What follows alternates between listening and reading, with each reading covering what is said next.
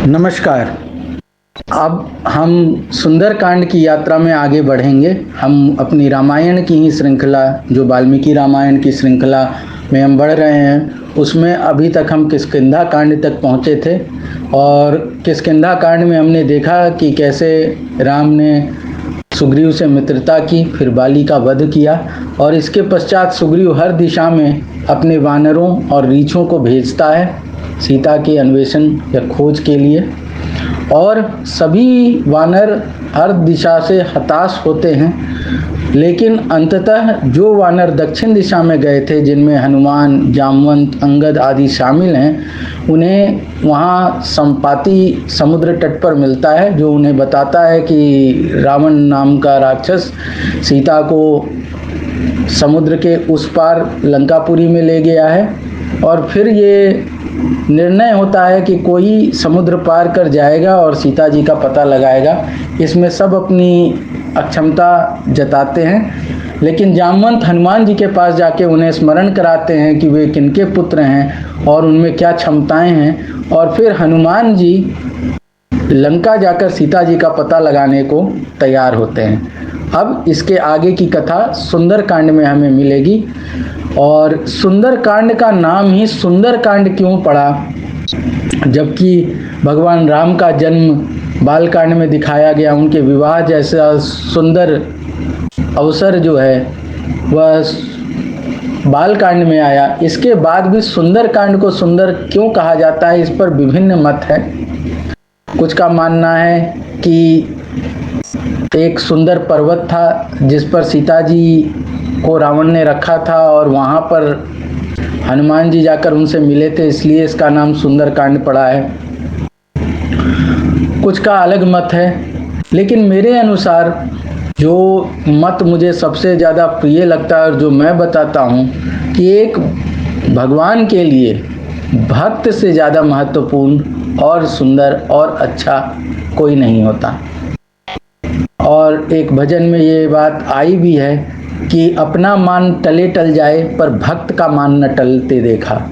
तो ये जो सुंदरकांड है, इसमें हनुमान जी जो कि राम के अनन्य भक्त हैं, उनकी लीलाओं का वर्णन है। और जिसमें भक्त की लीलाओं का वर्णन हो उससे सुंदर भगवान के लिए कुछ नहीं होता, और इसीलिए इसका नाम सुंदरकांड पड़ा है।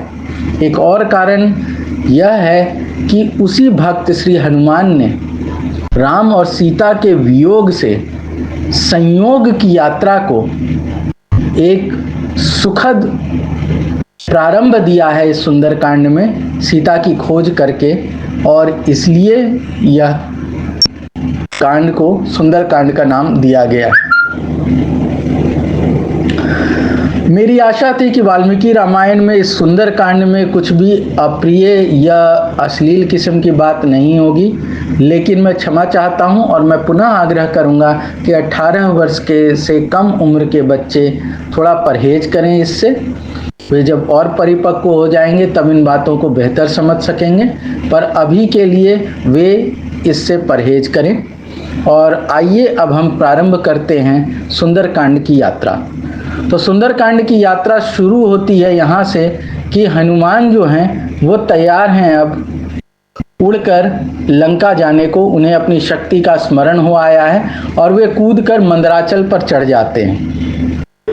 और मंदराचल पर चढ़ने के बाद वे अपने शरीर का आकार बहुत ज़्यादा बढ़ा देते हैं और उनके वजन से जो है मंदराचल दबने लगता है। फिर ये बताया गया है कि वो किस प्रकार मंदराचल को इतना दबा देते हैं कि उसके अंदर से धातुओं की धार फूट पड़ती है, और उसके अंदर जो विषैले नाग और अन्य सर्प थे वे बाहर निकल के अपने फनों से, दांतों से जो है पत्थरों की शिलाओं को काटने लगते हैं, जिससे शिलाएं टुकड़े टुकड़े हो जाते हैं। बहुत से विद्याधर और ऋषि भी उस मंदराचल पर रहते हैं। वे सब व्याकुल हो बाहर निकल आते हैं और आकाश मार्ग में चले जाते हैं, उड़कर आकाश में चले जाते हैं, और ये सब कौतूहल से देखने लगते हैं। उनकी पत्नियां, स्त्रियां भी उनके पीछे पीछे निकलकर आकाश में चली जाती हैं। और ये फिर बताया गया है कि उससे जो धातु बहते हैं वो सोने चांदी की रेखाओं की तरह दिखते हैं। और ये बताया गया है कि वहाँ पर उनके बहुत से सामान थे,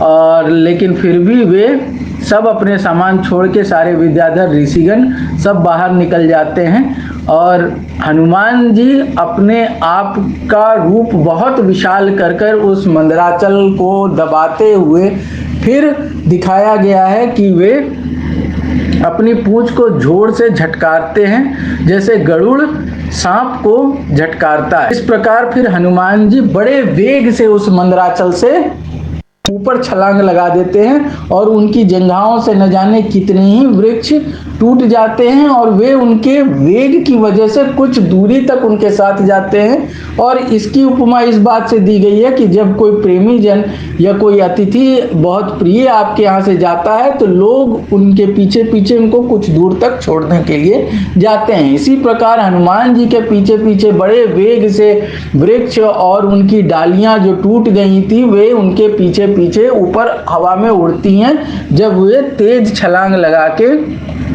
आसमान में जाते हैं। और हनुमान जी की उपमा गरुड़ जी से दी गई है कि वे किस प्रकार गरुड़ के समान आसमान में उड़ते हैं। इसके बाद जैसे ही वे समुद्र के ऊपर आते हैं तो उनकी बहुत बड़ी परछाई समुद्र पर पड़ती है, जिसकी भी व्याख्या यहाँ पर दिखाई गई है। इसके बाद समुद्र को यह आभास होता है कि हनुमान जी राम जी का काम करने के लिए जा रहे हैं। और राम जी कौन हैं? तो राम जी उसी सगर के वंशज हैं जिन्होंने समुद्र को लाया था, इसलिए वे उनकी मदद करने को तत्पर होते हैं। और समुद्र जो है वह मैनाक को यह आज्ञा देता है कि तुम अपना आकार किसी भी डायरेक्शन में बढ़ा सकते हो, तो तुम ऊपर की ओर बढ़ो और हनुमान जी को विश्राम करने के लिए अपने ऊपर स्थान दो, क्योंकि वे बहुत दूर 100 योजन का समुद्र लांघने के लिए निकले हैं,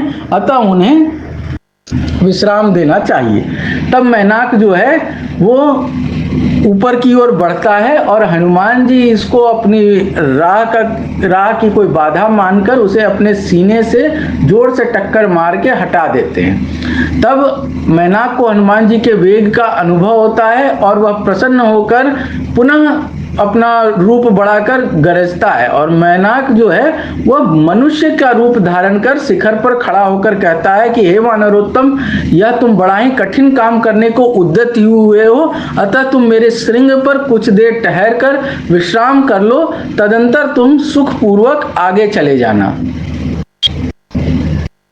इस पर हनुमान जी उसका आभार व्यक्त करते हैं और यह कहते हैं कि यह अच्छी बात है, लेकिन मैं अभी विश्राम नहीं कर सकता, क्योंकि मैं अपने पीछे जो वानर हैं उनको यह प्रतिज्ञा देकर आया हूँ, प्रण कर आया हूँ कि मैं कहीं भी बीच में विश्राम नहीं करूँगा और मैं सीता जी का पता लगाने के बाद ही विश्राम कर सकता हूँ, और मुझे बहुत जल्दी लौटना भी है, इसलिए मुझे ऑलरेडी बहुत विलंब हो चुका है, मैं विश्राम नहीं कर सकता। अब ये जो समुद्र है वह अपना उपकार जताने के लिए, क्योंकि श्री राम जी के पूर्व पुरुषों द्वारा ही उसका विस्तार और वृद्धि हुई थी, इसलिए वह मैनाक को भेजता है और मैनाक प्रार्थना करता है हनुमान जी से, लेकिन हनुमान जी नहीं ठहरते। तब ये बताया गया है कि जो इंद्र हैं वे आते हैं और वे मैनाक पर प्रसन्न होकर उसे आशीर्वाद देते हैं कि अब तुम कहीं भी रह सकते हो। यहाँ मैनाक का ये रोल बताया गया है कि मैनाक जो है वो पाताल के दरवाजे को दबाकर उसके ऊपर खड़ा था, ताकि दानव लोग जो हैं वो पाताल लोक से ना आ सकें। अब उसे इस काम से मुक्ति दे देते हैं। इंद्र कहते हैं कि तुम जहाँ चाहो वहाँ जाके रह सको। यहाँ और एक बात बताई गई है कि पहले जो पर्वत हुआ करते थे उनके पंख हुआ करते थे और वे पर्वत भी उड़ सकते थे। इसके साथ ही हमने अभी देखा कि मैनाक जो है वो मनुष्य रूप में आ जाता है। तो ऐसा भी कोई समय रहा जब यह मनुष्य रूप में पर्वत आ जाते थे, वो आसमान में उड़ा करते थे, इसकी कोई प्रामाणिक जानकारी कहीं नहीं मिलती। और मूलतः ये किसी कवि की कल्पना आप समझ सकते हैं जब वो ये सोच रहा है कि पर्वत भी उड़ रहे हैं, क्योंकि रामायण एक काव्य है और काव्य में इस तरह की काल्पनिक बातें हो सकती हैं। तो लेकिन अब कुछ लोग इसको सत्य मानकर चलते हैं, मैं उस पर टिप्पणी नहीं करूंगा, लेकिन कोई भी लॉजिकल आदमी समझ सकता है कि पर्वत कभी उड़ नहीं सकते थे, ना आज उड़ सकते हैं, और पर्वत कभी मनुष्य रूप में नहीं आ सकते। अब यहाँ देखिए, यहाँ बात आती है कि भय रहते भी पराक्रमी हनुमान जी को निर्भीक हो 100 योजन समुद्र के पार जाते थे तथा उनको बीच में विश्राम का अवसर दे, तूने उनकी बड़ी सहायता की है। ये बात जो है, ये कहकर उनको इंद्र जो हैं वो आशीर्वाद देते हैं कि अब वो कहीं भी रह सकते हैं। इसके बाद देवतागण जो हैं वो हनुमान जी की परीक्षा लेने के लिए नागों की माता सुरसा, अब ये सुरसा नाम यदि आपको याद हो तो यह सुरसा वही है जिसकी उत्पत्ति की कहानी, जब संपूर्ण इवोल्यूशन की कहानी जो आपका गिद्धराज जटायु राम जी को सुनाता है, जब राम जी उसका परिचय पूछते हैं तो उसमें सब के जन्म के साथ साथ सुरसा का भी जन्म बताया गया था। और सुरसा अदिति के पत्नी के गर्भ से जन्म लेती है। उनका जो बृहद वृत्तांत है कि कैसे दिति और अदिति समेत 8 पत्नियां होती हैं, फिर उनसे कुछ लड़कियां उत्पन्न होती हैं, फिर उनसे कैसे कैसे समस्त इवोल्यूशन होता है, हाथी घोड़े बानर बैल सब जन्म लेते हैं, उसमें सुरसा भी जन्म लेती है। और यह सुरसा को यह कार्य दिया जाता है कि तुम हनुमान जी की परीक्षा लो। इस पर सुरसा जो है वह समुद्र के अंदर से विकराल रूप धारण कर बाहर निकलती है और वह हनुमान जी से कहती है कि मैं तुम्हारा भोजन करूंगी। अब इस पर हनुमान जी कहते हैं कि मैं राम का कार्य करने जा रहा हूं, तो मुझे जाने दो, मैं वापस आके तुम्हारा ग्रास बनने को तैयार हूं। लेकिन वह नहीं मानती और वो अपना मुख फैलाती है। तो जब वो अपना मुख 10 योजन फैलाती है तो हनुमान जी अपना मुख 20 योजन कर लेते हैं। जब वो अपना मुख 20 योजन फैलाती है तो हनुमान जी अपना रूप 30 योजन का कर लेते हैं। इस प्रकार करते करते वह अपना मुख 60 योजन बड़ा करती है तो हनुमान जी अपना शरीर 70 योजन बड़ा कर लेते हैं। इस पर सुरसा ने अपना मुख 80 योजन का कर लिया, तब हनुमान जी बृहदाकार पर्वत की तरह 90 योजन के हो गए। इस पर जब उसने अपना शरीर 90 योजन का किया तब हनुमान जी ने अपना शरीर छोटा कर उसके मुख में प्रवेश कर बाहर निकल आए और इस प्रकार उन्होंने कहा कि देखो तुम्हारी बात पूरी हो गई, तुम मुझे अपने मुख में लेना चाहती थी, मुझे अपना ग्रास बनाना चाहती थी, तो मैं तुम्हारे मुख से अंदर जाकर बाहर चला आया, तो अब तुम मुझे मत खाओ, मुझे जाने दो। इस पर वो बहुत प्रसन्न होती है और हनुमान जी को आशीर्वाद देकर विदा करती है। अब यहाँ पर आप देख सकते हैं कि हनुमान जी ने अपना साइज कितना कर लिया, तो 90 योजन का कर लिया। और हनुमान जी जो हैं वो 100 योजन के भी हो सकते थे अगर वो 90 योजन की अपनी हाइट कर सकते थे तो। और इन्हें समुद्र कितना बड़ा लांघना था, तो 100 योजन का समुद्र लांघना था, तो इतना उड़ने की जरूरत भी नहीं पड़ती। हनुमान जी डायरेक्ट अपना शरीर जो है वो 100 योजन या उससे ज़्यादा का कर लेते और फिर इस पार से उस पार हाथ लगा के ही पार हो जाते, पूरा लेट ही जाते समुद्र पर, तो वो इस पार से उस पार टच कर जाते और फिर बड़ी आसानी से अपने शरीर को उस ओर खींच के वो वहाँ पर पहुँच जाते। इतनी मेहनत और उड़ने की भाग दौड़ करने की ज़रूरत ही नहीं थी। लेकिन आप समझ सकते हैं कि ये एक कविता है, एक कल्पना है, तो उसमें कवि जो है इतनी लॉजिकल बातें नहीं सोचता, वो अपनी कल्पना के हिसाब से चीज़ें सोचता और उसकी व्याख्या करता है। वरना अगर वो इस हिसाब से सोचता तो वो हनुमान जी को डायरेक्ट भी लंका तक पहुंचा सकता था 100 योजन का शरीर करके, लेकिन उसको उसमें और भी कहानियाँ जोड़नी है, ऐड करनी है, तो उसमें कुछ इलॉजिकल चीज़ें भी आ जाती हैं। जैसे हनुमान जी 90 योजन का शरीर कर रहे हैं और फिर छोटे हो रहे हैं, जब 90 योजन का कर ही लिया तो 100 योजन का भी कर लेते और डायरेक्ट समुद्र लांघ जाते।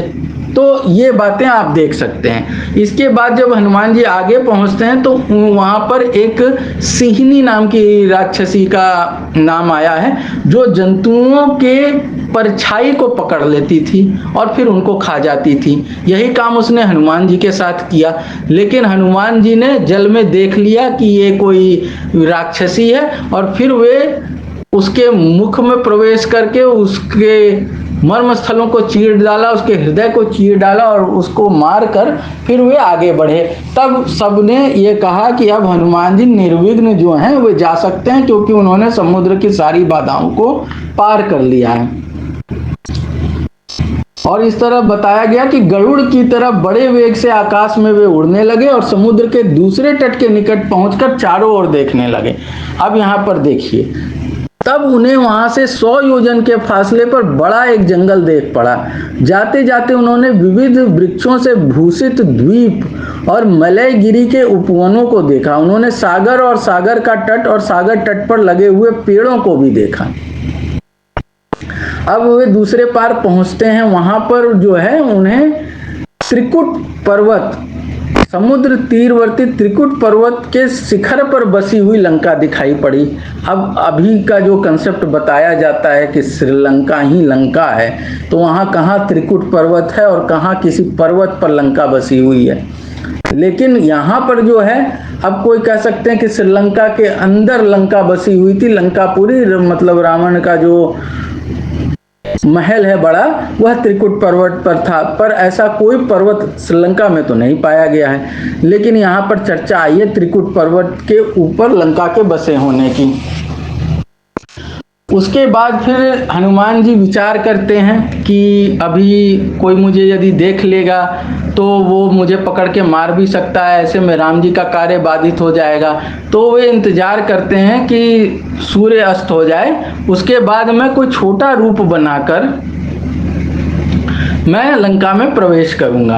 और वे लंका को चारों ओर से देखते हैं, वहाँ के परकोटे देखते हैं, वहाँ के महल देखते हैं और वे बहुत आश्चर्यचकित होते हैं और वे सोचते हैं कि इस महान लंका को, इस रक्षित लंका को तो कोई भी नहीं जीत सकता। अगर हम वानर आ भी गए, और वे कहते हैं कि 4 ही लोग हैं जो आ सकते हैं, एक तो अंगद है, एक जामवंत है, एक मैं आ गया और एक वानर राज सुग्रीव है। यही 4 वानर लगभग आ सकते हैं और बाकी तो कोई आ ही नहीं सकता। और किसी तरह अगर सब आ भी गए तो इस लंका को तो जीतना असंभव है, तो आना व्यर्थ ही है यहाँ पर। फिर उन्हें आभास होता है कि राम और लक्ष्मण भी तो हैं, वे तो पराक्रमी हैं, तो शायद कुछ हो जाए। इस प्रकार उनके मन में फिर थोड़ा संतोष आता है और हनुमान जी त्रिकुटाचल पर्वत पर बसी हुई असंख्य सफेद रंग के मनोहर भवनों से युक्त आकाशस्पर्शी लंकापुरी को देखते हैं।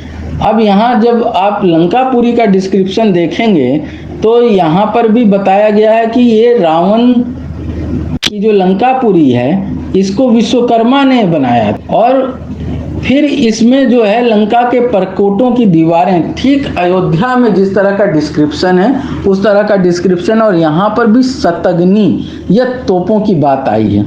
और यहाँ पूरी लंका को एक स्त्री के रूप में हनुमान जी देखते हैं और एक अलंकृत स्त्री के रूप में पूरी लंका नगरी को वे देख रहे। और फिर वही बात आती है कि इस लंका को जीतने की शक्ति तो देवताओं और दैत्यों में भी नहीं है। रावण पालित इस विकट दुर्गम लंका में श्री रामचंद्र जी यदि आ भी गए तो वे कर ही क्या सकेंगे। मेरी समझ में तो राक्षस लोग खुशामद से काबू में आने वाले नहीं। इन लोगों को लालच दिखलाकर या इनमें फूट डालकर अथवा इनमें युद्ध करके भी इनसे पार नहीं पाया जा सकता।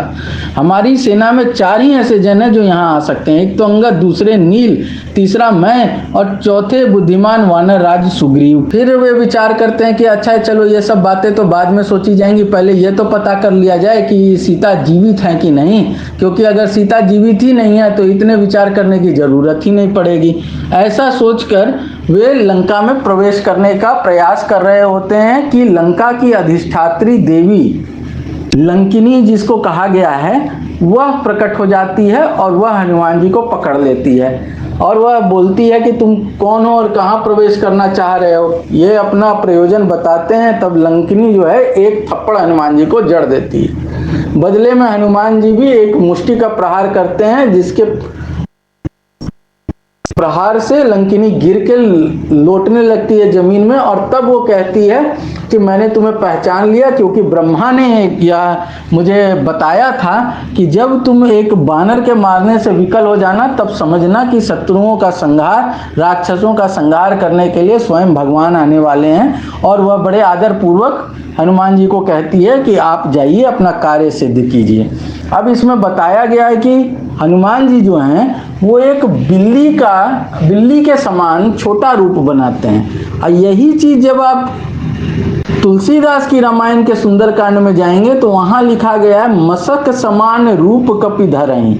मसक मतलब मच्छर, मतलब एक मच्छर के समान छोटा रूप कपि धरते हैं। लेकिन यहाँ अगर वाल्मीकि रामायण में आप देखें तो यहाँ पर एक बिल्ली के समान यहाँ पे वृषदंश शब्द का प्रयोग हुआ है, आप देख सकते हैं। और वृषदंश का अर्थ होता है हिंदी में बिल्ली। तो ये बिल्ली के समान जो है वो अपना शरीर बनाकर लंका का परकोटा फांद कर उसके सुंदर राजमार्गों युक्त लंकापुरी में घुस जाते हैं। अब वहां पे जाके बड़े बड़े भवनों की श्रोणियों से और अनेक स्वर्ण में खम्भों से सोने के झरोकों से लंकापुरी गंधर्व नगरी की तरह सजी हुई है। 8 खने मतलब 7-8 मंजिल भवनों से और स्फटिक खचित तथा सुवर्ण भूषित अनेक स्थानों में और राक्षसों की निवासस्थली लंकापुरी अत्यंत शोभायुक्त देख पड़ती है। तो ये यहाँ पर सुंदर लंका का थोड़ा वर्णन आया है, जहाँ पर हनुमान जी तरह तरह की चीजें देखते हैं। वहाँ सोने की दीवारें और परकोटा उन्हें दिखाई पड़ता है, और उस भवन के सारे दरवाजे सोने के थे और पन्ने के चबूतरे बने हुए थे। उस पुरी के भवनों की दीवारें हीरा, स्फटिक, मोती तथा अन्य मणियों की बनी हुई थी। उनका ऊपरी भाग स्वर्ण और चांदी का बना हुआ था। अब यहाँ पर देखिए कि यहाँ पर जो लंका का वर्णन है, लंका मणि रूपी वस्त्रों से और गौशाला अथवा हैशाला रूपी कर्ण भूषणों से और आयुधों से गृह रूपी स्तनों से अलंकृत स्त्री की तरह जान पड़ती है। मतलब लंकापुरी के डिस्क्रिप्शन में भी जब स्त्री को लाया जा रहा है तो वहां पर भी स्तनों की चर्चा हो जा रही है, आप सोच सकते हैं। और इसका संस्कृत आप देखेंगे यंत्रागार स्तनी मृधाम लिखा हुआ है, तो आप समझ सकते हैं कि इसमें कोई बनावट नहीं है। ऐसी चीज़ें हमने पहले भी देखी हैं। तो ये कवि की मानसिकता दर्शाता है कि वह कितना स्त्रियों के प्रति जो है आकर्षित है, कि वह कुछ भी देखता है, कुछ भी डिस्क्राइब करता है तो वहाँ स्त्रियों को ले आता है, और उनके वहाँ पर जो अंग हैं उसमें स्तन है, नितंब है, इन सब चीज़ों जंघाओं की चर्चा किए बिना वह रह नहीं पाता। अब वहाँ पर तरह तरह के घोड़े ही ना रहे थे, बहुत तरह के नस्ल के हाथी और घोड़े मौजूद थे, यह बताया गया है। और वहाँ पर कुंभकर्ण के मेघ के सदृश विशाल भवन को गए। तदंतर क्रमशः उन्होंने महोदर छलांग लगाकर वे विभीषण के घर पहुँचे। तो आप सुंदरकांड जो तुलसीदास की है उसमें वहाँ पर दिखाया गया है कि विभीषण राम नाम का जाप कर रहा है, और तब वे सोचते हैं कि लंका निशिचर निकर निवासा, यहाँ कहाँ सज्जन कर वासा, कि लंका तो निशाचरों की भूमि है, यहाँ पर कोई सज्जन कैसे जो राम नाम का जाप कर रहा है। फिर विभीषण से उनकी वार्ता होती है, लेकिन वाल्मीकि रामायण में ऐसी कोई भी बात नहीं आई। वहाँ विभीषण से उनकी कोई वार्ता नहीं होती। वे छलांग लगा के एक घर से दूसरे घर, तदंतर वे महोदर, विरुराक्ष, विद्युजीव, विद्युन्माली, वज्रदंश, महावेगवान, शुक्र और बुद्धिमान सारण के घरों की तलाशी ली। तदंतर वे वानर युद्धपति हनुमान जी इंद्रजीत मेघनाथ के घर गए। वहाँ से वे जम्बूमाली, सुमाली के भवनों में गए। अब इसके बाद वे पुष्पक विमान में जाते हैं, और ये पुष्पक विमान का डिस्क्रिप्शन बताया गया है कि वहाँ कोई भी ऐसी चीज़ नहीं थी जो परिश्रम पूर्वक न बनाई गई हो। उसका कोई ऐसा भाग न था जो मूल्यवान रत्नों से न बनाया गया हो। उसका एक भी भाग ऐसा न था जिसमें कुछ न कुछ विशेषता न थी। पुष्पक में जैसी कारीगरी की गई थी वैसी कारीगरी देवताओं के विमानों में भी देखने को नहीं मिलती। वह विमान संकल्प मात्र से ही यथेच्छ स्थान में पहुँच जाता था। इसमें बहुत सी बैठकें विशेष रूप से बनाई गई थी, जिससे उस विमान में अनुपम विशेष प्रकार की भी थी। अब इस विमान को चलाने वाले बहुत सारे महावेगवान भूतगण थे। उसके बाद वो जो है वो रावण के भवन में जाते हैं और वहाँ के डिस्क्रिप्शन में ये बताया गया है कि वहाँ बहुत सारी स्त्रियाँ थीं, लेकिन ये बताया गया कि सीता को छोड़ के कोई भी ऐसी स्त्री नहीं थी जो बिना मर्जी के रावण ने हर लाई हो। वहाँ सारी स्त्रियाँ ऐसी थी जो रावण को पति रूप में प्रेम करती थी, और या तो वे उनके पिता को हराकर स्वेच्छा से उसके साथ चली आई थी, या फिर वे रावण के रूप गुण से मुग्ध होकर वहां पर चली आई थी। और वे सब स्त्रियां जो हैं, वहां पर ये डिस्क्रिप्शन दिया हुआ है कि एक स्त्री दूसरी स्त्री की छाती पर हाथ रखे हुई थी, कोई आपस में एक दूसरे को भुजा को अपना तकिया बनाए हुए थी, कोई किसी की गोदी में पड़ी थी, कोई एक दूसरे के वक्षस्थल को अपना तकिया बनाए हुए थे, तो कोई किसी को जांघ, कमर और बगल से और किसी को पीठ से लिपट कर परस्पर अंग स्पर्श से अत्यंत प्रसन्न हो भुजा से भुजा मिलाकर मदिरा के नशे में चूर बड़े प्रेम से सो रही थी। उन स्त्रियों में कोई तो राजर्षियों, कोई ब्राह्मणों की, कोई दैत्यों की, कोई गंधर्वों की स्त्री थी, और कोई कोई राक्षसों की कन्याएं थी जिन्हें रावण ने अपनी प्रणयिनी बनाया था अथवा उनको ब्याया था। उनमें से किसी किसी को रावण युद्ध में उनके पिताओं को हराकर छीन लाया था, और कोई कोई मधुमाती युवतियां काम से सताई जाकर स्वयं रावण के साथ चली आई थी। यद्यपि रावण बड़ा पराक्रमी था, तथापि बरजोरी कर वह किसी स्त्री को हर कर नहीं लाया था, किंतु सम्मान्य योग जानकी को छोड़कर अन्य बहुत सी स्त्रियां रावण के सौंदर्यादि गुणों पर मुग्ध हो स्वयं ही उसके साथ चली आई थी। इनमें कोई भी स्त्री न थी जो दूसरे को प्यार करती हो अथवा अन्य किसी पुरुष के साथ उसका संयोग हुआ हो, अथवा हनुमान जी ने वहाँ जितनी स्त्रियां देखी वे सब रावण के को पति समझने वाली स्त्रियां थीं, उनमें अकुलीन कुलटा एक भी न थी। तो आप सोच सकते हैं कि रावण के साथ सारी कुलीन स्त्रियां अपनी इच्छा से वहाँ रह रही थीं, सिवाय एक सीता के। और फिर वहाँ पर वह रावण को भी सोते हुए देखता है। सोते में रावण नाग की तरह श्वास छोड़ रहा था। हनुमान रावण को देखकर घबराकर डरे हुए मनुष्य की तरह उस जगह से कुछ दूर हटकर सीढ़ी की आड़ में एक चबूतरे पर खड़े हो गए और वहां से राक्षस राज को वे देखने लगे। अब आप देखिए, सोते हुए रावण को भी देखकर हनुमान जी भयभीत हुए हैं। ये बात वाल्मीकि रामायण में आई है। इसके बाद वे फिर आगे बढ़ते हैं, वहाँ वे और स्त्रियों को देखते हैं। अब यहाँ पर देखिए, फिर शुभ स्तनी स्त्री मतलब सुंदर स्तन वाली स्त्री तबला बजाते बजाते उसी पर झुकी सो रही थी, मानो कोई स्त्री बहुत दिनों बाद अपने पति को पाकर उससे लिपट गई हो। कोई कोमल लोचन वंशी को पकड़कर सो रही थी, मानो कोई कामिनी एकांत में कामातुर हो अपने प्यारे को पकड़ रही हो। अब एक पूर्ण चंदानी कमल नयनी दूसरी एक सुंदर नितंब वाली स्त्री को चिपटाए हुए नशे में पड़ी सो रही हो। इसी प्रकार अन्य स्त्रियां भी अनेक प्रकार के बाजों को अपने स्तनों से दबाए सो रही थी, मानो कामी पुरुषों से वे अपने कूचों को मर्दन कराती हुई पड़ी हुई थी। तो आप देख सकते हैं किस प्रकार का डिस्क्रिप्शन दिया गया है। मेरे विचार में इसके बिना भी काम चल सकता था, लेकिन अब ये कवि की मानसिकता है कि उसको इन चीज़ों में बड़ा रस आनंद आता है और इन चीज़ों का डिस्क्रिप्शन दिए बिना वो आगे नहीं बढ़ सकता है, इसलिए हर जगह उसने इसी तरह की बातें की है। अब आप संस्कृत भी पढ़ेंगे तो उसमें आपको सेम चीज़ मिलेगी। नी पीड़े च कुचो सुप्ता कामिन्य कामुका निवा। अब आप इससे समझ सकते हैं कि किस प्रकार की बातें यहाँ हुई है। अब वहाँ पर वो उन्होंने हनुमान जी ने पानशाला में हिरणों का, भैंसों का और सूकर का मांस अलग अलग रखा हुआ देखा। वहाँ तरह तरह के मांस रखे हुए, मुर्गों और मोर का मांस रखा हुआ है, सूकर, जंगली बकरा, सेही, सबके मांस वहाँ दही और नमक में लपटे हुए हनुमान जी ने देखे। विविध प्रकार से बनाए हुआ तीतर और चकोर पक्षी के मांस अध खाए हुए वहाँ देख पड़े। अच्छे से बहुत तरह के बावर्चियों द्वारा पकाए हुए मांस पानशाला में अलग अलग रखे हुए थे। मांसों के अतिरिक्त वारुणी जाति की मदिरा तथा अन्य विविध प्रकार की साफ और बनावटी शराब भी वहाँ मौजूद थी। अनेक सुगंधित मसालों से बसाए हुए मांस और मदिरा वहाँ अलग अलग रखी थी।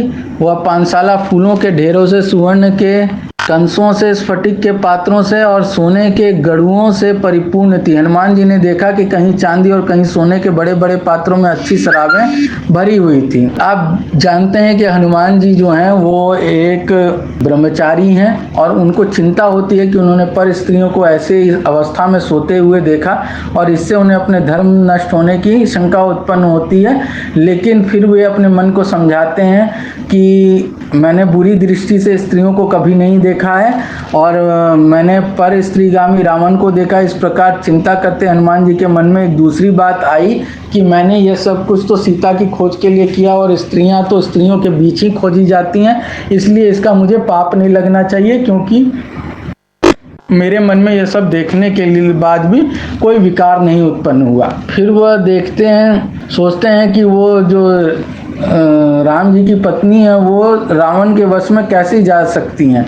उसे रावण ने भले ही किसी तहखाने में छिपा रखा अथवा समुद्र में गिरकर नष्ट हो गई हो अथवा मर गई हो, ऐसा वे विचार करते हैं। और फिर वे सोचते हैं कि अगर ऐसी बात सच हुई तो मैं चिता बनाकर अग्नि से उत्पन्न की हुई आग में उसमें जलाकर स्वयं को भस्म कर दूंगा और अपने प्राण त्याग दूंगा, अथवा प्रायोपवेशन व्रत धारण कर शरीर से आत्मा को छुड़ा दूंगा, अर्थात मर जाऊंगा। मतलब यहाँ हनुमान जी में भी सुसाइडल टेंडेंसी जो है वो आ गई है। वो तरह तरह की बात सोचकर उनके अंदर सुसाइडल टेंडेंसी आ गई है, क्योंकि अगर सीता नहीं रहेंगी तो राम नहीं रहेंगे और फिर कोई भी नहीं बचेगा, सब मर जाएंगे। इस तरह की बात उनके मन में आ रही है। अब यहाँ देखिए, यहाँ बताया ऋषियों ने शरीर को त्याग करने का और भी उपाय बतलाया है। सो यदि मुझे जानकी न मिली तो जब मैं जल में डूबकर मर जाऊंगा। हाय, मैंने आरंभ में लंका राक्षसी को जीत कर जो नामवरी प्राप्त की, अब सीता के दर्शन न पाने से वो मेरी कीर्ति सदा के लिए नष्ट हो गई। इसके बाद फिर वे बाहर निकलकर, बाहर यहाँ पर जो वर्णन दिया गया चैत्य प्रासाद आपने अयोध्या में भी देखा था और ये लंकापुरी है। चैत्य जो है वो बुद्धिस्ट मोनेस्ट्रीज हुआ करती थी, उसी के समान ऊंचा गोलाकार भवन देखा, उसके बीच में 1000 खंबे थे। तो आप समझ सकते हैं कि गोलाकार भवन और उसके बीच में खंबे, ये एक बुद्धिस्ट स्ट्रक्चर, बुद्धिस्ट मोनेस्ट्री का स्ट्रक्चर है।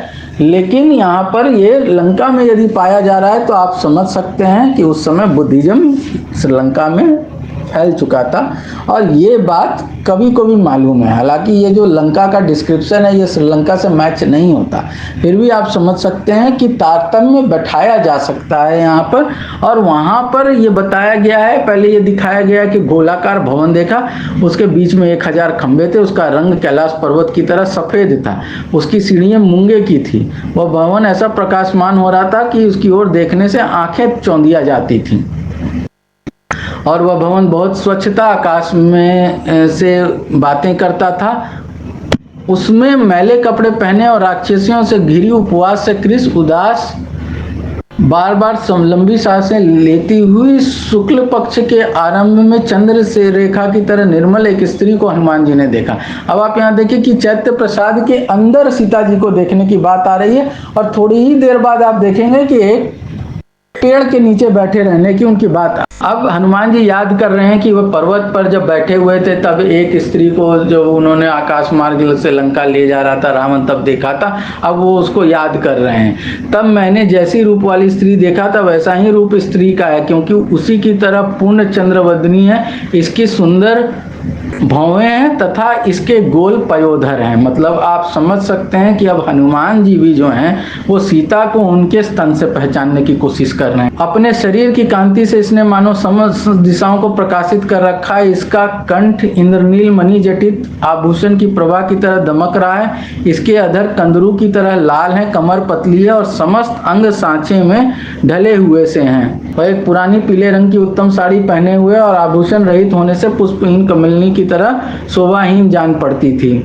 लेकिन हनुमान जी ने अलंकारहीन सीता को बड़ी कठिनता से पहचान लिया। सीता जी को पहचानने का मुख्य कारण था कि श्री रामचंद्र जी ने सीता जी के शरीर पर जिन आभूषणों का होना बतला दिया था उनमें से बहुत से हनुमान जी ने देखे। कानों में बहुत अच्छे बने हुए कुंडल और यहाँ देखिए कुत्ते के दांतों के आकार के कानों की तरकियों और हाथों में मूंगा तथा मणियों के जड़ाऊ कंगन थे, जो बहुत दिनों से साफ न होने के कारण काले पड़ गए थे, किंतु थे यथास्थान। ये वही भूषण है जिनको श्री रामचंद्र जी ने बतलाया था। अब यहाँ देखिए वे सब की सब वहां पर बहुत सी राक्षसियां थी, उस सघन वृक्ष को घेरे बैठी हुई थी, जिसके नीचे सुंदरी राजपुत्री सीता बैठी हुई थी। अभी कुछ देर पहले आपने देखा चैत्र प्रसाद के अंदर देखा गया, अब तुरंत वो पर्वत के नीचे आ गई।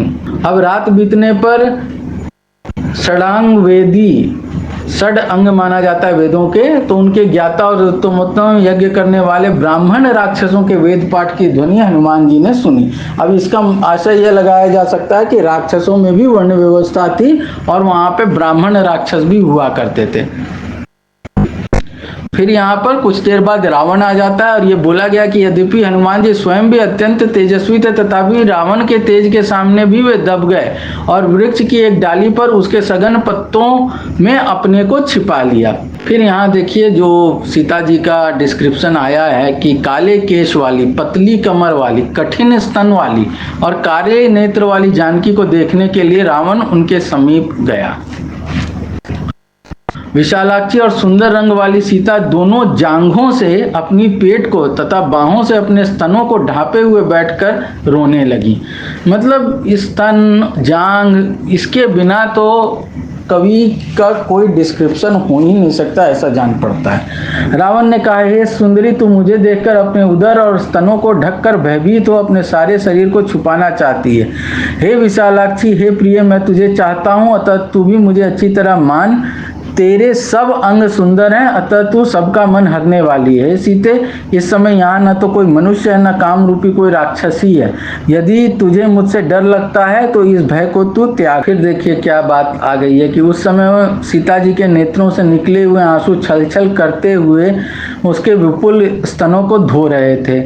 वह उस संकट से पार होने का बहुत कुछ उपाय सोचती, पर उसे शोक के पार होने का कोई उपाय नहीं सूझता था। मतलब सीता जी यदि रो भी रही हैं तो उसको फिर उनके आंसुओं से उनके विपुल स्तनों को ही धुलवाया जा रहा है। अब ये बातें जो हैं आप देख सकते हैं कि यह सुंदर कांड है और इसमें भी इतनी अश्लीलता की बातें इस वाल्मीकि रामायण में हमें मिलती हैं। और फिर सीता जी वहाँ पर भयभीत हो जाती हैं रावण की बातें सुनकर। और फिर हनुमान जी तो हनुमान जी विचार कर रहे हैं कि उन्हें सीता जी से बात करनी चाहिए, उन्हें ढाढ़स बंधाना चाहिए। और फिर ये बताया गया कि वे पेड़ की आड़ में छुपकर ही राम कथा सुनाते हैं और ये उससे पहले ये विचार करते हैं कि यदि मैं ब्राह्मणों की तरह संस्कृत भाषा में बात करूं तो सीता मुझे रावण समझकर मुझसे डर जाएंगी, और मनुष्यों जैसी शुद्ध साफ बोली में बातचीत करने का विचार करते हैं। तो आप सोच सकते हैं कि ब्राह्मणों की तरह संस्कृत भाषा, तो संस्कृत भाषा ब्राह्मणों की भाषा थी, बाकी लोगों की भाषा संस्कृत नहीं थी, इसलिए संस्कृत कभी सामान्य जनमानस की भाषा नहीं रही। ये बात आपको ध्यान देनी है, ये बात वाल्मीकि रामायण में भी आई है। और यदि वे फिर विचार करते हैं, क्योंकि सीता जी के मन में संदेह उत्पन्न हो जाएगा कि बंदर क्यों कर संस्कृत भाषा बोल रहा है, सो वह मुझे बनावटी समझेंगे। और फिर ये सीता जी से बातचीत करते हैं, राम कहानी सुनाते हैं। और फिर जब सीता जी बहुत व्याकुल होती हैं कि ये कौन बात कर रहा है, तो वे उनके सामने आते हैं। तो सीता जी फिर जो हैं वो उन पर विश्वास नहीं कर पाती हैं कि ये फिर कपट रूप बनाकर रावण ही मेरे पास आया है। तब हनुमान जी वो मुद्रिका जो राम जी ने उन्हें दी थी वे उन्हें देते हैं, और किसी प्रकार उन्हें विश्वास होता है कि यह रामदूत ही हैं। और तब वे चिंता करती हैं कि इतने छोटे वानर जो हैं वो इन बड़े राक्षसों के साथ कैसे सामना कर पाएंगे। तब वहाँ पर दिखाया गया कि हनुमान जी अपना विकराल रूप, बड़ा रूप दिखाते हैं और सीता जी को ढाढ़स बंधाते हैं कि मैं तो एक साधारण सा वानर हूँ, लेकिन फिर भी मुझ में इतना सामर्थ्य है कि मैं इन राक्षसों से युद्ध कर सकता हूँ। तो आप चिंता न करें, श्री रामचंद्र जैसे ही आपका संदेशा मिलेगा वे आएंगे और आपको छुड़ा कर ले जाएंगे।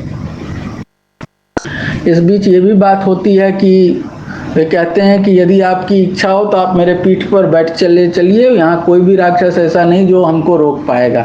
लेकिन सीता जी इसके लिए मना कर देती हैं। वो कहती हैं कि रावण परपुरुष मुझे जबरदस्ती उठा लाया था, लेकिन मैं अन्य किसी परपुरुष का अपने से स्पर्श नहीं करूँगी, ऐसा उन्होंने मना कर देती हैं। अब यहाँ कुछ विचार हनुमान जी करते हैं कि अगर वे राक्षसों से युद्ध कर थक जाते हैं तो समुद्र पार न जा सकेंगे और फिर सीता जी का संदेशा राम जी को नहीं मिल पाएगा और मैं तो पकड़ा ही जाऊंगा। फिर हिंसा प्रिय राक्षस चाहे मुझे अथवा जानकी को ही मार डालेंगे।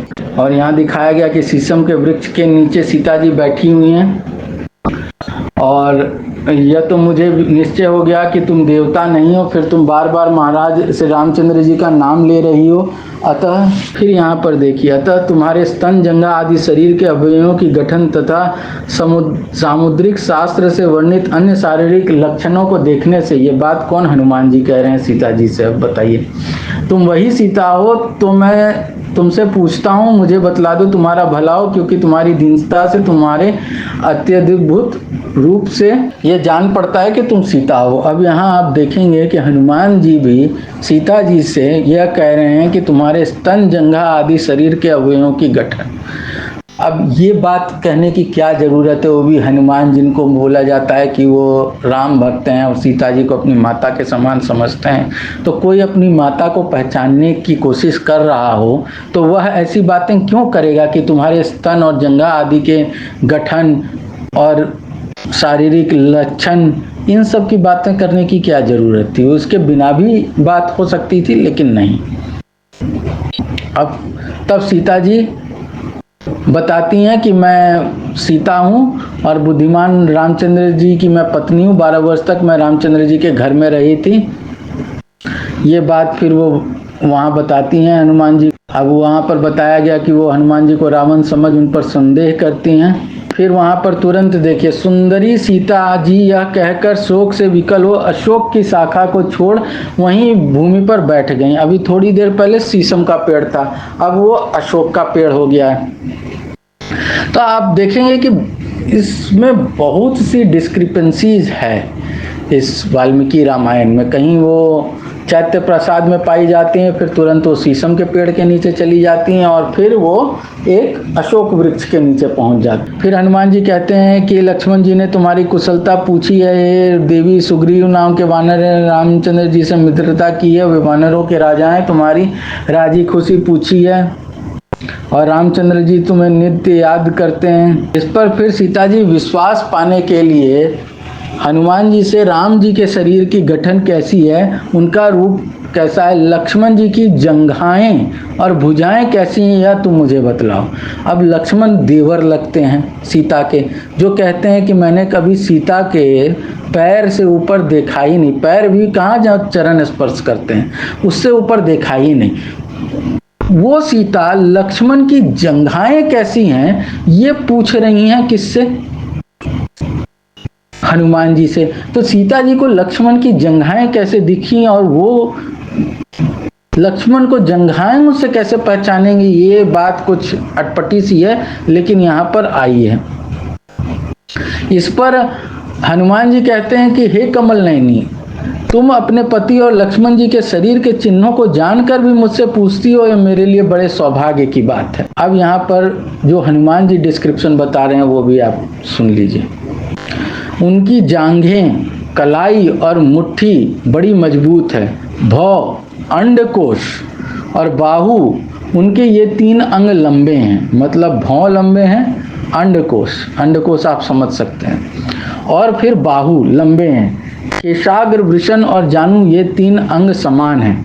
नाभि का अभ्यंतर भाग, कांख और छाती, उनके ये 3 अंग ऊंचे हैं। आँखों के कोए, नख और चरणों के तलुए और दोनों हथेली लाल है। उनकी पाँव की रेखा केश और शिश्न का अगला भाग चिकना है। अब आप सोचिए कि शिश्न मतलब पेनिस, और पेनिस का अगला भाग चिकना है। अब ये डिस्क्रिप्शन हनुमान जी राम और लक्ष्मण के बारे में सीता को दे रहे हैं।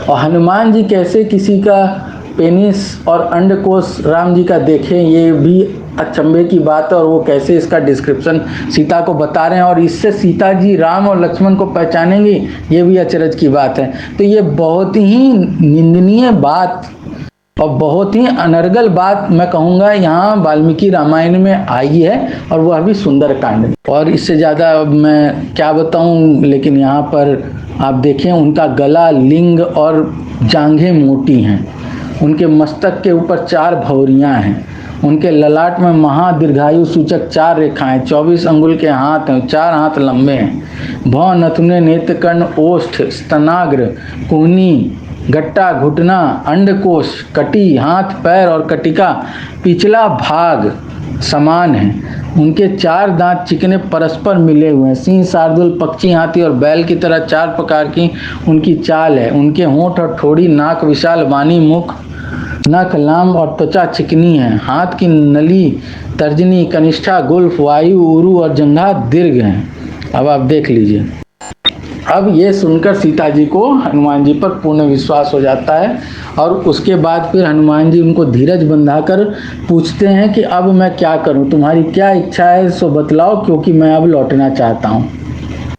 और हनुमान जी ये भी बताते हैं सीता जी को कि रामचंद्र जी ने मांस खाना और मधु सेवन करना त्याग दिया। वे नित्य वानप्रस्थोपयोगी और वन में उत्पन्न हुए फल मूल का आदर करते अर्थात खाते हैं, और तीसरे दिन शरीर धारणोपयुक्त अन्न खाया करते हैं। मतलब आप देख सकते हैं कि यहाँ पर भी क्लियर बात आई है कि राम मांस खाया करते थे, मधु का सेवन किया करते थे, और हमने पहले भी कई बार डिस्क्रिप्शन में देखा है।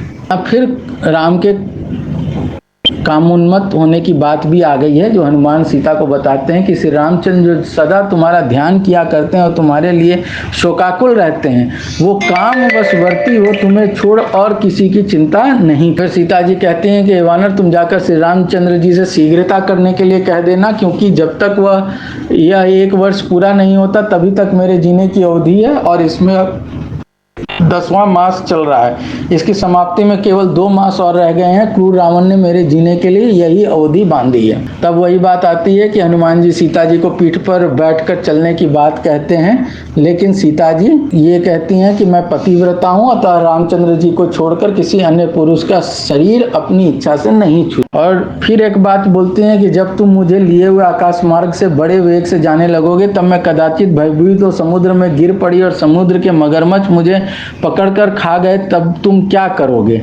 हे शत्रु विनाशकारी, अतः मैं तुम्हारे साथ न जा सकूंगी, क्योंकि एक जन किसी स्त्री को उड़ाए लिए जा रहा है, यह देख निश्चय ही राक्षसगण तुम पर संदेह करेंगे। तब हनुमान जी एक चिन्ह मांगते हैं कि आप मुझे कोई चिन्ह दीजिए। जो बात तुलसीदास ने अपनी रामायण में लिखी है कि हनुमान जी कहते हैं कि मातु मोहि दीजिए कछु चिन्ह, जैसे रघुनायक मोहि दीन्हा।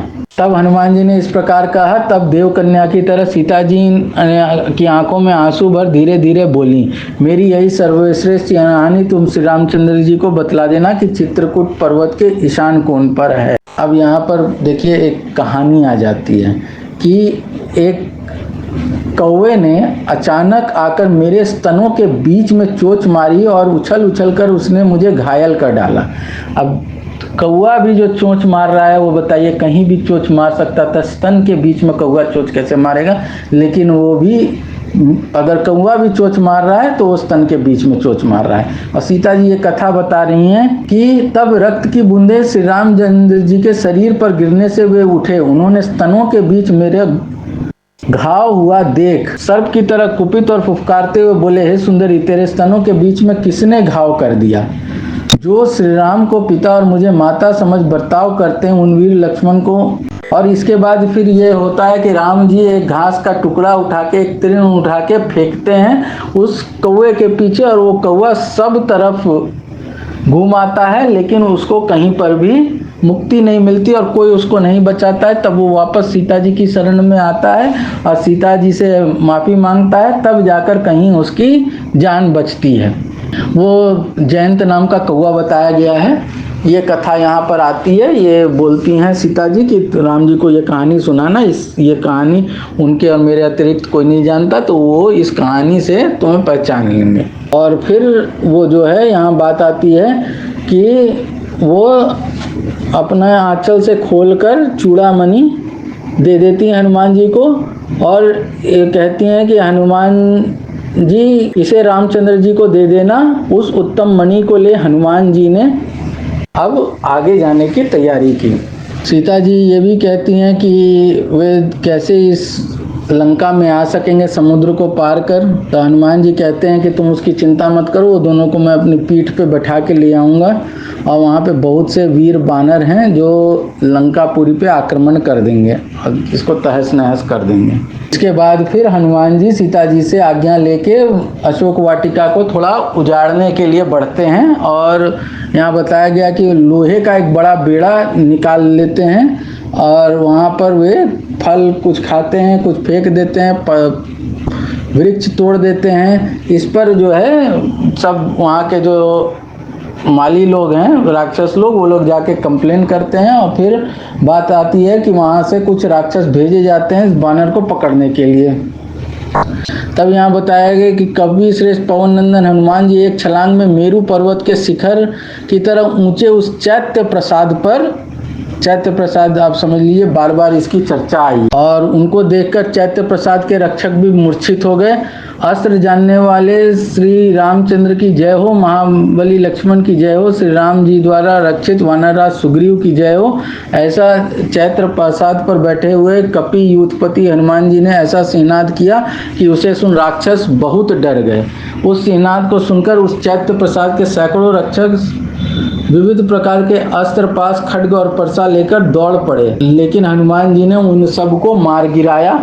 और इसके बाद फिर बात आती है कि अक्षय कुमार को भेजा जाता है। वह अक्षय कुमार हनुमान जी से घोर युद्ध करता है, लेकिन उसको भी हनुमान जी जो हैं एक बड़ा वृक्ष उठाकर मारते हैं, उसको पटक देते हैं और इसके बाद अक्षय कुमार मारा जाता है। अक्षय कुमार के मरने की घटना को सुनकर रावण फिर इंद्रजीत अपने बेटे मेघनाथ को भेजता है और फिर मेघनाथ एक बड़ी सेना लेकर वहां पर आता है और ये बहुत कोशिश करता है, लेकिन मेघनाथ भी हनुमान जी का पार नहीं पा रहा था। तब उसने क्या किया, उसने ब्रह्मास्त्र चलाया और हनुमान जी पर ब्रह्मास्त्र का भी कोई असर नहीं होना था, लेकिन हनुमान जी जो हैं वो ब्रह्मा जी के सम्मान में जो है वो ब्रह्मास्त्र से बंध गए और हनुमान जी जो हैं निश्चेष्ट हो पृथ्वी पर गिर पड़े। और ये बताया गया है कि वे अपनी शक्ति को जानते थे, लेकिन उसके बाद भी वो ब्रह्मा जी की आज्ञा का पालन करते रहे। स्वयं पितामह ब्रह्मा जी से मुझको यह वर मिला है, सो मैं अपनी इच्छा से राक्षस राज से भेंटने के लिए ब्रह्मास्त्र में बंध गया। हनुमान जी ब्रह्मास्त्र में बंधे गए और फिर मेघनाथ उन्हें रावण के सामने उपस्थित करता है। यहाँ दिखाया गया है कि बलवान हनुमान जी महाबली दशानन को देख बिना घबराए उससे अपने मतलब की बातें कहने लगे। और इससे पहले सोते हुए रावण को देखकर हनुमान जी घबरा कर, डर कर कुछ पीछे हट गए थे। तो ये विरोधाभासी बातें हैं कि सोए हुए रावण से हनुमान जी घबरा गए और जगे हुए दशानन से बिना घबराए हुए बात करने लगे। और हनुमान जी कहते हैं कि मैं सुग्रीव की आज्ञा से यहाँ तुम्हारी पुरी में आया हूँ। हे राक्षस राज वानरराज सुग्रीव ने भाईचारे के विचार में तुमको कुशल कही है। और ये कहते हैं कि तुम तो बाली को जानते ही हो, उसके पराक्रम को जानते ही हो, क्योंकि बाली एक बार रावण को अपनी कांख में दबा के उड़ गया था। तो वो कहते हैं कि उसी बाली को श्री रामचंद्र ने अपने एक बाण से मार डाला है। और ये वही बात कहता है कि तुम सीता को प्रेम पूर्वक लौटा दो, नहीं तो तुम्हारी खैर नहीं। इस पर रावण जो है क्रुद्ध हो जाता है और वो कहता है कि इस वानर का जो है उसको मार डालो, क्योंकि ऐसे भी उसके पुत्र को मारा था। तो इस पर विभीषण जो हैं वह रोकते हैं कि नहीं, दूत को मारना उचित नहीं है, तो दूत को नहीं मारना चाहिए। इस पर बात होती है कि अंग भंग कर सकते हैं आप, इसको अंग भंग करके भेज दीजिए, मैसेज डिलीवर हो जाएगा। तो बानरों को अपनी पूंछ से बहुत लगाव होता है, सो इसकी पूंछ जला दी जाए, ये जली पूंछ लेकर यहाँ से जाए, ये विचार होता है। और रावण की यह आज्ञा सुन के महाक्रोधी राक्षस हनुमान जी की पूंछ में पुराने सूती कपड़े लपेटने लगे। अब ये बताया गया है कि हनुमान जी की पूंछ में कपड़े लपेटे जाते, त्यों हनुमान जी वैसे ही बढ़ते जाते थे जैसे सूखे ईंधन को पा वन में आग बढ़ती है। अब इसके बाद उनकी पूंछ में आग लगा दी जाती है और वे उछलकर ऊपर उड़ जाते हैं और वे पूरी लंका में इधर उधर फैलकर आग लगाने लगते हैं। फिर दिखाया गया कि वे उस लोहे के चमचमाते बेड़े को पुनः राक्षसों को मारने लगते हैं। वे लोग चिल्ला चिल्ला कर कह रहे थे कि हाय निश्चय ही कपि का रूप धर यह अग्निदेव ही आए हैं। छोटे छोटे दुधमुहे बच्चों को गोद में लिए और रोती हुई स्त्रियां आग में सहसा गिर पड़ती थी। तो हनुमान जी ने ये नहीं देखा वहाँ पर कि स्त्रियां हैं, दुधमुहे बच्चे हैं। उन्होंने अपना आग लगाने का कार्य जारी रखा। और यहाँ दिखाया गया है कि सोने चांदी आदि अनेक धातुएं अग्नि में तप के पिघल कर बहती हुई हनुमान जी ने देखी। उस समय लंकापुरी निवासी अनेक राक्षस एकत्र होकर कह रहे थे या तो यह वानर वज्रधारी स्वर्ग का राजा इंद्र है, अथवा साक्षात यम है, अथवा वरुण है, अथवा पवन है, अथवा रुद्र है, अथवा अग्नि है, अथवा सूर्य है, अथवा कुबेर है, अथवा सोम है। यह वानर नहीं है, प्रत्युत साक्षात काल है। इसके बाद हनुमान जी को आभास होता है कि उन्होंने बिना ध्यान दिए पूरी लंका जला डाली। अब उन्हें सीता जी का भी आभास नहीं रहा तो कहीं सीता जी भी इस आग में न जल जाएं। और वो कहते हैं कि यदि यह सारी लंका जल गई तो सती सीता जी भी अवश्य भस्म हो जाएंगे। मैंने अज्ञानता व स्वामी का काम ही बिगाड़ डाला। जिस काम के लिए इतना श्रम उठाया वही नष्ट हो गया। हाँ, लंका जलाते समय मैंने सीता की रक्षा न की। और फिर वही सुसाइडल टेंडेंसी हनुमान जी में फिर आ जाती है कि यदि अपनी नासमझी से कार्य नष्ट कर डाला है तो मुझे यहीं पर अपना प्राण त्याग करना ठीक जान पड़ता है। क्या मैं अग्नि में गिरकर भस्म हो जाऊं अथवा समुद्र के बड़वानल में कूद पड़ूं अथवा समुद्रवासी जलचरों को अपना शरीर दे डालूं। समस्त कार्यों को नाश कर मैं क्यों कर जीता जागता कपिराज सुग्रीव और उन दोनों महापुरुषों के समीप जा सकता हूँ। तो हनुमान जी को ये होता है कि अगर सीता जी ही नहीं बची तो मेरे रहने का कोई मतलब नहीं है। वो फिर सोच रहे हैं कि किस तरह से उनको अपने प्राण त्यागने हैं। फिर यहाँ बात आती है कि सीता अपने तपोबल से समस्त लोगों को धारण कर सकती हैं और यदि वे क्रुद्ध हो जाएं तो वे समस्त लोगों को जलाकर भस्म भी कर सकती हैं। राक्षस राज रावण भी तपोबल में सब प्रकार से चढ़ा बढ़ा है। इसी से तो सीता का शरीर स्पर्श करते समय अपने तपोबल से नाश को प्राप्त नहीं हुआ। पतिव्रता जानकी क्रोध में भर जो कुछ कर सकती हैं वह हाथ से छूने पर भी अग्नि ज्वाला नहीं कर सकती। जामवन इत्यादि मुख्य मुख्य कपियों की आज्ञा ले दुष्ट रावण के अशोक वन में शीशम के पेड़ के नीचे प्रतिव्रता सीता अत्यंत दुखी हो बैठी है। तो फिर यहाँ बात आती है कि वो जाके सीता को देखते हैं, सीता नहीं जली होती हैं, वे आश्वस्त होते हैं और फिर वहाँ से वो आज्ञा लेकर वापस आते हैं समुद्र तट पर।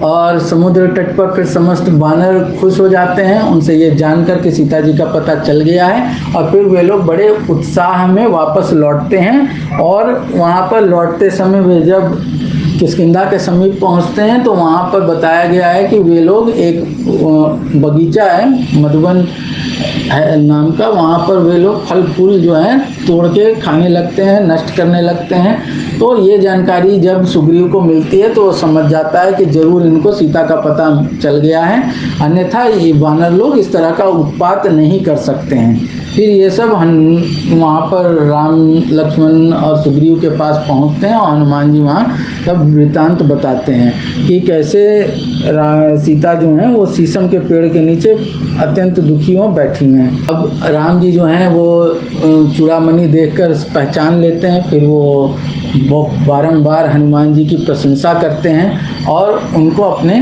गले लगाते हैं। अब यहाँ पर भी जो बात आती है कि उनको भरत के समान भाई कहा गया है हनुमान को, तो लक्ष्मण के समान भाई क्यों नहीं कहा गया है? तो लक्ष्मण के समान भाई न कहने का कारण यही है कि लक्ष्मण से पुत्रवत प्रेम है राम का। तो राम लक्ष्मण को भाई से ज़्यादा एक पुत्र समझते हैं, इसलिए सबसे प्रिय भाई के नाम पर भरत का नाम लिया गया है, लक्ष्मण का नाम नहीं लिया गया है। अब राम जी जो हैं वे उनका धीरज बिल्कुल टूटने लगता है जब सीता जी का समाचार उन्हें मिल गया है। अब वे कहते हैं कि यद्यपि सीता का संदेश मुझे मिल गया है तथापि अब इसके आगे वानरों को समुद्र पार पहुंचाने का क्या उपाय किया जाए। और ऐसा कहकर राम जी सोच में पड़ जाते हैं। अब इस पर जो सुग्रीव हैं वो पुनः राम को मोटिवेट करने की कोशिश करते हैं, उनका हौसला बढ़ाते हैं कि भाई अब तो सीता का भी पता चल गया, वैरी का भी पता चल गया, अब तो संताप छोड़ो, अब संतप्त होने की क्या बात है। हे राम, हम लोग बड़े बड़े मगरों से भरे हुए समुद्र को लांघ और लंका पर चढ़ जाएंगे और तुम्हारे शत्रु को मार डालेंगे। परमार्थ के जानने वाले श्री रामचंद्र जी ने सुग्रीव के युक्ति युक्त वचन सुनकर सबको अंगीकार किया और हनुमान जी से कहा, हनुमान अपने तपोबल से अथवा समुद्र पर पुल बांधकर अथवा समुद्र के जल को सुखाकर मैं तो हर प्रकार से समुद्र के पार जाने में समर्थ। इसके द्वारा शत्रु की आक्रमणकारी सेना मारकर भगा दी जाती है। द्वारों पर पैनी और लोहे बनी। अब इसके बाद बात होती है कि वे लोग समुद्र तट पर पहुंचने के लिए सब चलते हैं और बताया गया है बहुत बड़ी संख्या, करोड़ों अरबों असंख्य वानरों और रीछों की संख्या है। वे सब को ऐसे मार्ग से राम जी कहते हैं ले चलना है जहाँ पर फल मूल कंदरना और पेड़ हों, जिससे वे सब अपनी भूख मिटा सकें। और फिर वे सब बड़े उत्साह में चलते चलते समुद्र तट पर पहुँचते हैं और वहाँ नल नाम का जो है बताया गया है कि वह समुद्र पर बांध सकता है पुल। तो सभी वानर मिलकर उस पर यत्न करके पुल बांधते हैं जो 100 योजन लंबा और 30 योजन चौड़ा होता है।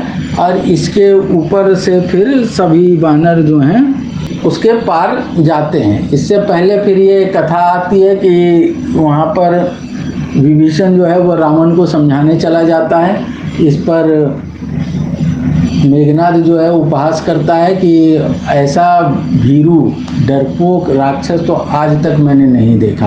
और जब विभीषण बार बार रावण को समझाने की कोशिश करता है और राम का प्रताप बताता है तो रावण उसको फटकार कर वहाँ से भगा देता है। और इस पर जो विभीषण है वह आकाश मार्ग से उड़कर राम जी की शरण में चला आता है। यहाँ पर सुग्रीव आदि वानर जो हैं उनको पकड़ लेते हैं, उस पर संदेह करते हैं, लेकिन राम जो हैं वो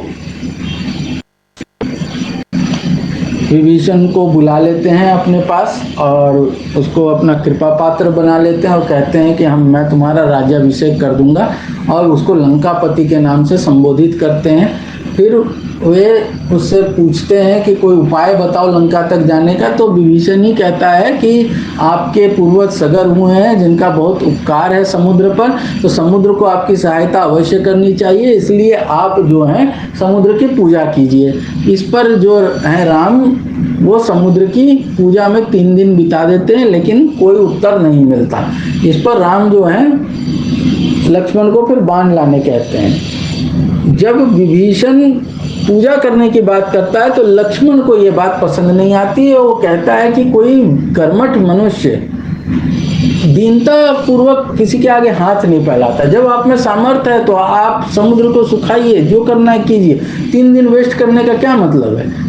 लेकिन राम नहीं मानते। अब आप यहाँ देखिए कि अंत में राम को वही करना पड़ता है जो लक्ष्मण शुरू में कहने को कर रहे थे। लेकिन एक मर्यादा है, यही मर्यादा बताई गई है राम की कि अनायास किसी पे हठात शस्त्र नहीं उठाना है। लेकिन जब बाली की हत्या करनी थी तब उन्होंने एक बार भी बाली का पक्ष जानने के लिए बाली को मौका नहीं दिया, उन्होंने डायरेक्ट छुपकर बाली को मार दिया। तो ये विरोधाभासी मर्यादा आपको देखने को मिलेगी यहाँ पर।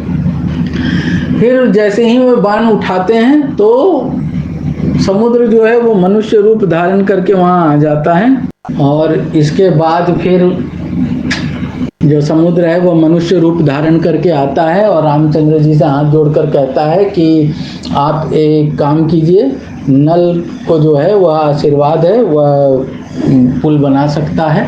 आप यहाँ देखें नल नील की बात नहीं आई है, सिर्फ नल की बात आई है। और फिर रामचंद्र कहते हैं कि अब ये बाण मैं कहाँ छोड़ूं। तो कहता है कि दक्षिण दिशा में जो है अभीर लोग रहते हैं, वो लोग बहुत ही वो मेरा जल पीते हैं, मुझे अच्छा नहीं लगता। तो आप यहाँ देखिए यहाँ फिर जातिवादी चीज़ें आ गई हैं, तो उन पर आप बाण छोड़ दीजिए। फिर उन पर राम बाण छोड़ देते हैं। फिर कथा आई है कि पुल बनता है, समस्त सेना उस पार चली जाती है। और उस पार जाने के बाद राम जो हैं वे वहाँ पर ये सब लोग ठहरते हैं। और फिर यहाँ पर एक बात जो है राम जो हैं लक्ष्मण से कह रहे हैं कि हे लक्ष्मण तुम यहीं रहो, मैं इस समुद्र में गोता मारकर सोऊंगा, क्योंकि यह दहकता हुआ काम मुझे जल में तो भस्म न करेगा। हे लक्ष्मण मैं शत्रु को मारकर उस सुंदरी और कमल नयनी सीता को धन धान्य से भरी पूरी राज लक्ष्मी के तुल्य कब देखूंगा। मैं उसके बिंबोष्ठ तथा कमल के तुल्य मुंह को अपने हाथ से ऊंचा कर उसका अधरामृत पान वैसे ही कब करूंगा जैसे रोगी रसायन को पीता है। ये बात राम लक्ष्मण से कह रहे हैं। कितनी आप देख सकते हैं कि अभद्र बात है अपने छोटे भाई से कहने के लिए अपनी पत्नी के बारे में, लेकिन वो कह रहे हैं जब उस हंसती हुई सीता के ताल फल के समान कांपते हुए स्तन युगल मेरे शरीर का स्पर्श कब करेंगे। मतलब वो सीता के जो दोनों स्तन हैं वो कांपते हुए मेरे शरीर का, क्योंकि स्तन आप समझ सकते हैं कि जब वह निर्वस्त्र हो तो वह हिलता हुआ रहता है, उसको कहा गया है कि कांपते हुए स्तन मेरे शरीर का स्पर्श कब करेंगे। अब इस तरह की बातें राम लक्ष्मण से कहते हैं। सीता की ऊंची नाक और उसके मनोहर नेत्रों से सुशोभित मुखमंडल को देख मैं काम के वशीवर्ती हो उस सीता के अधीन हो गया हूँ। ये सारी बातें यहाँ आई हैं और इसके साथ ही यहाँ पर थोड़ा डिस्क्रिप्शन आया है कि कैसे सब रावण की जो लंका है वह राक्षसों से रक्षित है। ये सब ढाल तलवार धारी हैं, सब अस्त्रों के चलाने में प्रवीण है। 1 अरब राक्षस उत्तर द्वार पर रहते हैं। इनमें बहुत से रथी, बहुत से घुड़सवार और कितने ही विश्वसनीय रावण के कृपा पात्र नौकर हैं। नगर के बीच में सैकड़ों सहस्त्रों सैनिकों की छावनी है। तो ये सारा डिस्क्रिप्शन वहाँ पर आया है कि उत्तर द्वार, दक्षिण द्वार, पश्चिम द्वार, पूरब द्वार, चारों तरफ द्वार हैं और सब राक्षसों से रक्षित हैं। मतलब लंका पर आक्रमण करना कोई आसान काम नहीं है। और इसी के साथ राम जो हैं लक्ष्मण और सुग्रीव सहित दिखाया गया है कि वे भी त्रिकुट पर्वत पर चढ़ते हैं, फिर वे लोग वहाँ से पूरी लंकापुरी को देखते हैं। यहाँ ये सुंदरकांड समाप्त हो जाता है। अब इसके आगे हम फिर युद्धकांड की यात्रा करेंगे, जहाँ पर फिर ये सारी कहानी आएगी। मुख्य कहानी वहाँ से शुरू होगी, फिर वहीं से कि समुद्र पार करने से ये कहानी शुरू होगी। यहाँ जो है वह सुंदरकांड यहाँ समाप्त होता है कि रावण की लंका में सीता जी को सांत्वना दे जब वापस आते हैं तब वे श्री राम को पूरी कथा सुनाते हैं। और फिर उसके आगे की कथा में लंका कांड में ही, युद्ध कांड में ही फिर बाकी बातें आती हैं कि वो कैसे समुद्र पार करते हैं, उधर जाते हैं और वहाँ युद्ध शुरू होता है। तो वो चर्चा हम अगली कड़ी में करेंगे। आशा करता हूँ कि आपको ये कथा, अभी तक की कथा पसंद आई होगी। हमसे जुड़े रहने के लिए आप हमारा चैनल सब्सक्राइब कर सकते हैं। बहुत बहुत धन्यवाद।